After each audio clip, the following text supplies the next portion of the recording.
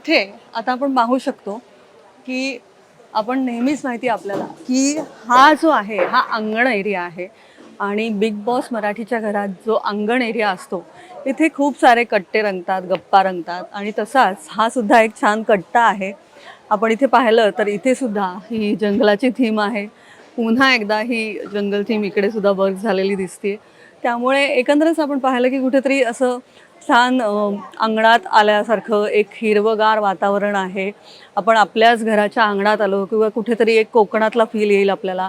तसं सगळं माहोल इकडे आहे आणि अशी झाडं आपल्या आसपास आहेत असं वाटतं. त्यामुळे एकंदरच हे फार सुखावणारं आहे आणि अर्थातच डोळ्यांनासुद्धा खूप आल्हाददायक आहे. तर तुम्ही तेव्हाच राहू शकाल धीट जेव्हा असाल तुम्ही फिट.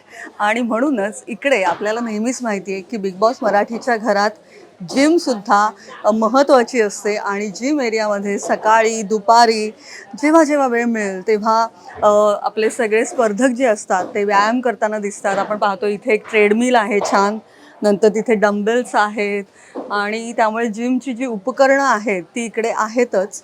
आणि त्यामुळे कुठेतरी एक जिमचा एरिया जो असतो हा नेहमीच एक त्याला एक वेगळं महत्त्व असतं. आणि अर्थात सगळे डोळे जे आहेत बिग बॉसचे ते तुमच्यावर रोखून धरलेले आहेत. त्यामुळे हे जे कॅमेरे आहेत हे कॅमेरे आपल्याला जागोजागी पेरलेले दिसतात आणि तेच बिग बॉसच्या घराचं वैशिष्ट्य असतं की कॅमेऱ्याची नजर ही तुमच्यावर 24 तास अक्षरशः 24 तास रोखलेली असते.